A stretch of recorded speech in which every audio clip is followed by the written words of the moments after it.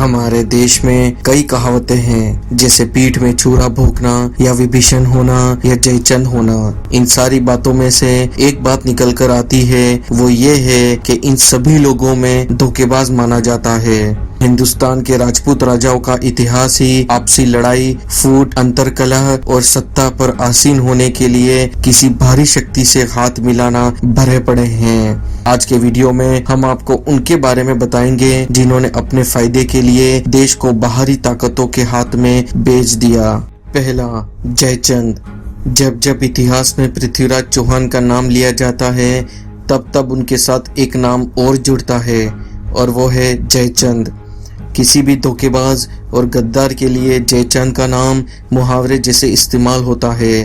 कहावत भी है कि जयचंद, तूने देश को बर्बाद कर दिया, गैरों को लाकर हिंद को आबाद कर दिया।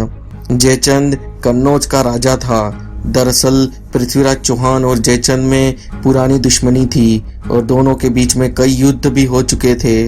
पृथ्वीराज चौहान का राजकुमारी संयोगिता का अपहरण करके ले जाना जयचंद को कांटे की तरह चुभ रहा था। वो किसी भी कीमत पर पृथ्वीराज चौहान को हराना चाहता था, भले ही उसके लिए उसको कुछ भी करना पड़े। अपने जासूसों से जयचंद को मालूम चला कि मोहम्मद घोरी पृथ्वीराज चौहान से अपनी पराजय का बदला लेना चाहता था। बस फिर क्या था, जयचंद को मानो अपने मन की मुराद मिल गई। उसने मोहम्मद घोरी की सहायता करके पृथ्वीराज को समाप्त करने का मन बनाया। जयचंद अकेले पृथ्वीराज से युद्ध करने का साहस नहीं कर सकता था। उसने सोचा कि इस तरह से पृथ्वीराज से बदला भी ले लिया जाएगा और दिल्ली के राज भी उसे इनाम के तौर पर दे दिया जाएगा। राजा जयचंद के देशद्रोह के परिणाम ये हुआ कि जो मोहम्मद घोरी तरैन के प्रथम युद्ध में अपनी हार को भुला नहीं पाया था, वो फिर पृथ्वीराज के मुकाबले करने का षड्यंत्र रचने लगा। राजा जयचंद ने दूत भेजकर पृथ्वीराज के खिलाफ मोहम्मद घोरी को सैन्य सहायता देने का आश्वासन दिया। इसी के चलते सन 1192 ईस्वी में मोहम्मद घोरी पृथ्वीराज को पराजय करने में सफल हुआ। दूसरा, मीर जाफर। किसी को धोखेबाज कहना हो तो सिर्फ मीर जाफर कहना काफी है। मीर जाफर के देशद्रोह के कारण ब्रिटिश साम्राज्य ने भारत में कदम रखा था। कहते हैं अगर मीर जाफर ने धोखा न किया होता तो आज भारत के इतिहास कुछ और होता। साल 1757 के प्लासी युद्ध में मीर जाफर सिराजुद्दौला का सेनापति था। सिराजुद्दौला को हराने के लिए ब्रिटिशों ने मीर जाफर को बंगाल की नवाब की गद्दी का प्रस्ताव देकर षड्यंत्र रचा था। लेकिन जब अंग्रेजों के काले करतूतों को मीर जाफर को पता चला, तब अंग्रेजों ने उसको भी साफ कर दिया। मीर जाफर को गद्दार हिंद के नाम से जाना जाता है। तीसरा, जय गोपाल। जय गोपाल भगत सिंह के साथ हिंदुस्तान सोशलिस्ट रिपब्लिक एसोसिएशन में शामिल था। जब अंग्रेजों के द्वारा लाला लाजपत राय की हत्या की गई तो भगत सिंह और उनके साथियों ने अंग्रेजों से बदला लेने की ठान ली और बदले में जेम्स स्कॉट की हत्या करना चाहते थे, लेकिन गलती से स्कॉट की बजाय उन्होंने जॉन सॉन्डर्स को मार दिया।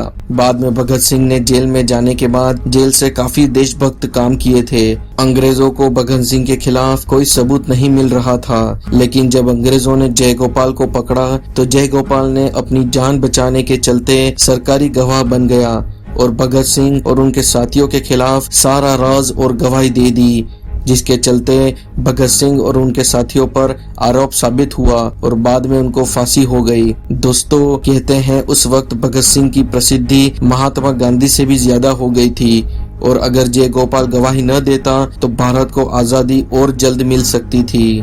चौथा, मीर सादिक। अपने बचपन में अगर हम किसी को हीरो मानते थे तो वो थे टीपू सुल्तान। कड़कदार मुछ और जबरदस्त व्यक्तित्व के धनी टीपू के पिता हैदर अली भी अद्भुत लड़ाके थे और इन्होंने विदेशी आक्रमणकारियों को सीमा पर ही रोक के रखा था। मगर जब अपना ही कोई किसी को हराने में जुट जाए तो कोई क्या कर सकता है। मीर सादिक टीपू सुल्तान के खास मंत्री थे और 1779 में अंग्रेज के खिलाफ युद्ध में वो अंग्रेज का साथी बन गया था, जिसके चलते वह टीपू सुल्तान के राज्य की बेहद अहम खुफिया जानकारी अंग्रेजों को देता था। इसके परिणाम स्वरूप अंग्रेज टीपू सुल्तान के किले पर कब्जा करने और टीपू सुल्तान को मारने में सफल हो गए थे। दोस्तों, कहते हैं कि टीपू सुल्तान अपने जमाने के सबसे अत्याधुनिक हथियार रखने के लिए मशहूर थे। कुछ इतिहासकार मानते हैं कि उस वक्त की दुनिया की सबसे आधुनिक तोपें टीपू सुल्तान के पास थी।